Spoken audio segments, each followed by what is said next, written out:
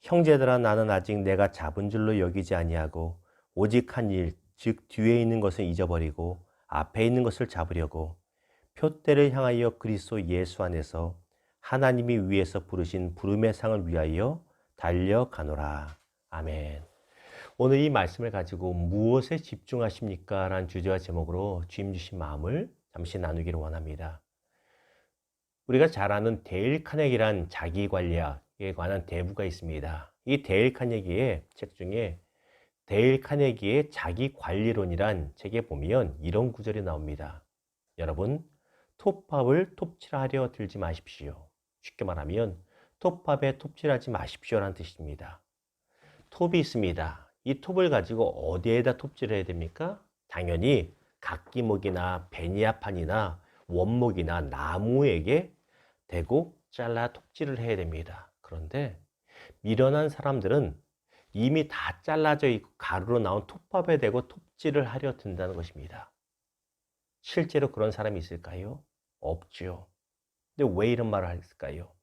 쓸데없는 일에, 내가 어쩔 수 없는 일에 집중하지 말라는 것입니다. 특별히 이 데일 카네기에 말한 톱밥에 톱질하지 말라고 할 때 이 톱밥은 과거의 것을 말합니다.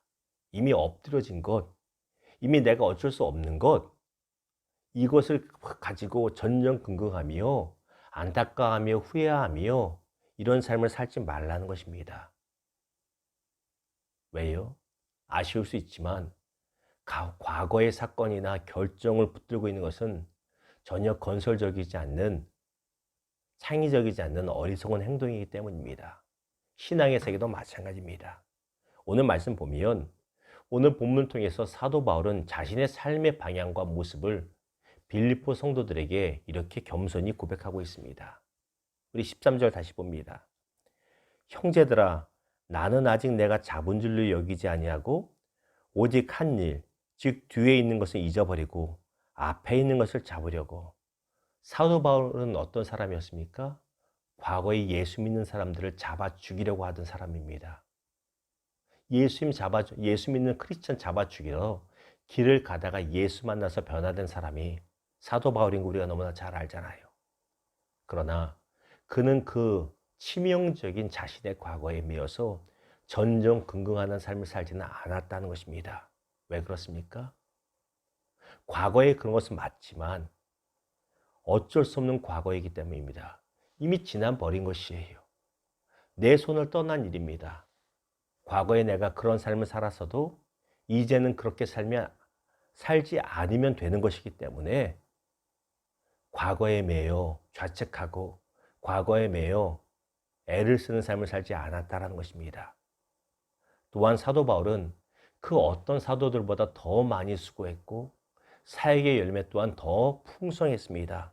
그러나 그는 이미 모든 것을 이룬 것처럼 여기고 거기에 안주하지도 않았다는 것입니다. 그렇다면 그는 어떻게 했습니까? 14절 볼까요? 표대를 향하여 그리스도 예수 안에서 하나님이 위에서 부르신 부름의 상을 위하여 달려가노라. 그는 하나님이 주시는 비전이라고 하는 그 목표의 표대를 향해서 계속 달려가고 있었다는 것입니다. 사도 바울의 삶은 과거가 아니라 현재에 충실하고 미래를 지향하고 있었다는 것입니다. 그것이 우리 신앙인에게 참으로 필요한 것입니다.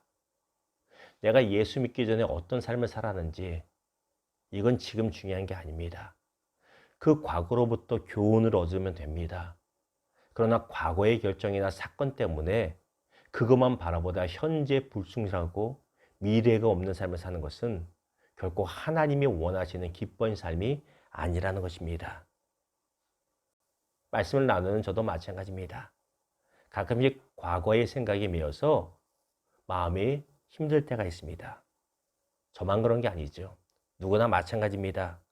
누구나 살다 보면 아쉬운 결정을 내릴 때가 있고 아쉬운 행동을 인하여 참 어떻게 마음에 얼룩이 남을 때가 있습니다. 그러나 이미 끝나버린 일을 붙들고 거기에 온 신경을 집중하는 것은 참으로 어리석은 것입니다. 왜 이런 줄 아세요? 표대가 없기 때문에. 어제 말씀 여러분 기억하십니까? 그 다음이 중요하다고 말씀드렸죠. 그 다음.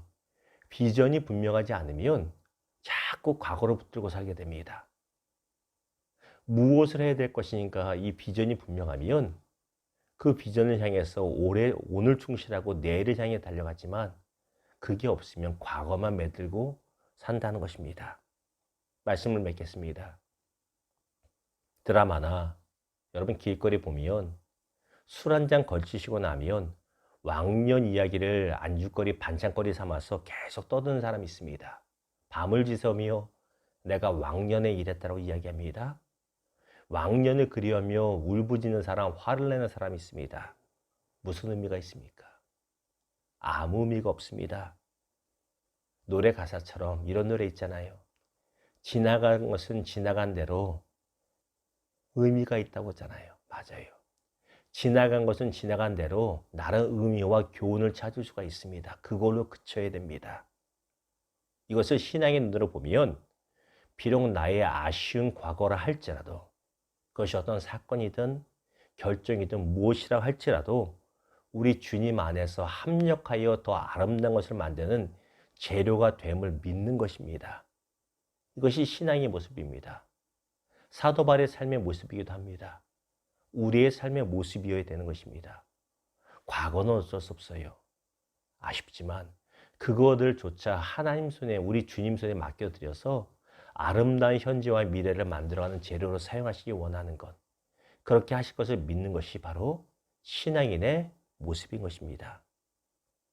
이론적으로 너무나 잘 알지만 그럼에도 살다 보면 후회가 될 때 있어요. 왜? 과거의 어떤 결정이 현재에도 계속적인 영향을 미치는 게 사실이니까. 아무리 아름다운 재료가 될 걸 믿는다 할지라도 후회되고 마음이 괴로울 때는 이렇게 기도하십시오. 주님, 주님의 선하심을 믿습니다. 후회가 될 때마다 더 그렇게 기도하십시오. 우리 같이 따라해 봅시다. 주님, 주님의 선하심을 믿습니다. 이 고백을 통해서 주님 앞에서 과거가 아니라 현재와 미래의 표대를 향해 달려가는 아름다운 신앙인들 되기를, 승리하는 우리 되기를 주님의 이름으로 축원합니다. 기도하겠습니다. 주님, 그렇습니다. 주님의 선하심을 믿습니다. 우리의 마음이 괴롭고 힘들 때 과거의 어떤 사건이나 결정을 인하여 참 아쉬움이 남는다 할지라도 그것에 매여서 전전긍긍하고 주저앉은 인생 되지 않게 하여 주시옵소서. 또한 과거에 내가 이룬 것들 때문에 그것을 바라보며 왕년만 자랑하는 인생 되지 않게 하여 주시고, 오늘이라고 하는 날 동안에 충성되게 하여 주시고 내일을 향해 달려갈 수 있는 우리 모두 되게 하여 주시옵소서. 주님, 그러기 위해서 명확한 비전이 필요합니다. 각 사람 위에 인생을 향한 주의 목표를 말씀하여 주시고 그저 왔다 그저 가는 인생 되지 않게 하시고 표대를 향해 승리해 나가는 모든 성도들 되게 하여 주시옵소서. 감사합니다. 주님께서 영광 받으시기 원하고 그렇게 하실 줄 믿습니다. 거룩하신 예수님의 이름으로 감사하며 축복하며 기도드렸나이다. 아멘.